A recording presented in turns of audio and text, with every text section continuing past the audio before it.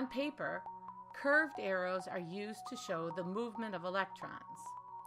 In this app, the arrows come alive because you use your finger to move the electrons from one carbon to another.